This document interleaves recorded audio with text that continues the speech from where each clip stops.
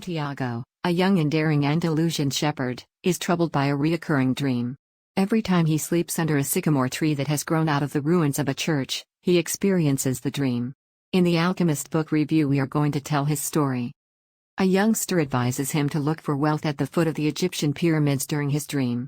Santiago contacts a gypsy lady to interpret his dream, and she instructs him to travel to Egypt, much to his astonishment. Melchizedek, a weird, mystical old man who claims to be the king of Salem, echoes the gypsy's suggestion and informs Santiago that going to the pyramids is his personal legend. Santiago is persuaded by Melchizedek to sell his sheep and travel to Tangier. A criminal robs Santiago when he arrives in Tangier, forcing him to work for a local crystal vendor. Santiago teaches the cautious and compassionate businessman various things, and Santiago urges him to take risks with his business. Santiago's gambles pay off, and he becomes a millionaire in under a year. Santiago resolves to cash in his winnings and pursue his personal legend, which is to unearth riches in the pyramids. He joins a caravan traveling through the Sahara Desert on its way to Egypt, where he meets an Englishman learning to be an alchemist. During the voyage, he learns a lot from the Englishman. For one thing, he discovers that alchemy's secret is engraved on a stone known as the Emerald Tablet. The masterwork, which consists of a solid called the Philosopher's Stone that can change lead into gold and a liquid called the Elixir of Life that can cure all ailments, is alchemy's pinnacle achievement. Santiago discovers that the Englishman is accompanying the caravan to Al Fayoum, a Saharan oasis where a strong, 200-year-old alchemist dwells. The Englishman intends to inquire about the alchemist's trade secrets. As it turns out, the caravan will have to stop in Al Fayoum for a while in order to avoid the desert's increasingly deadly tribal warfare.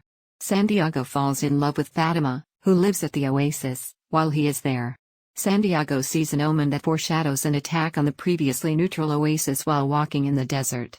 He alerts the tribe chieftains to the impending onslaught, and Al Fayoum successfully repels the assault. The Alchemist book review also tells about Santiago's vision. He invites him on a desert adventure, during which he teaches Santiago the significance of following his heart and achieving his personal legend. He persuades Santiago to leave Fatima and the caravan in order to complete his quest to the pyramids, and he offers to join him on the next stage of his journey. While Santiago and the alchemist travel through the desert, the alchemist imparts much of his knowledge regarding the soul of the world.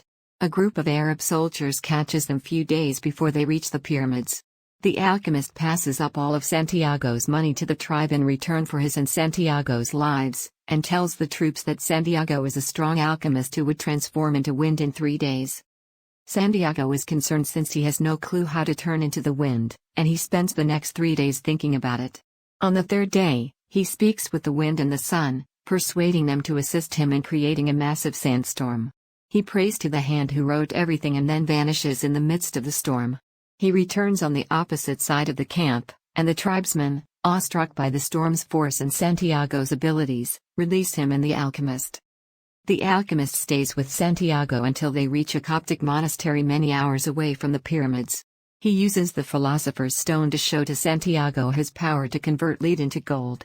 He presents Santiago with riches and sends him on his way. At the foot of the pyramids, Santiago begins digging for the riches, but is accosted and beaten by 2 men. When Santiago tells them about his dream vision, they assume he is poor and allow him to survive. One of the men tries to demonstrate the futility of dreams by telling Santiago about his own dream before departing.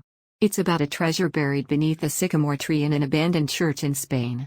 The chapel is the same one where Santiago first had his dream, and he finally realizes where his wealth is hidden. He returns to Spain and discovers a chest full of diamonds and gold concealed beneath the tree, which he intends to take to Al Fayoum, where he will be reunited with Fatima, who is waiting for him.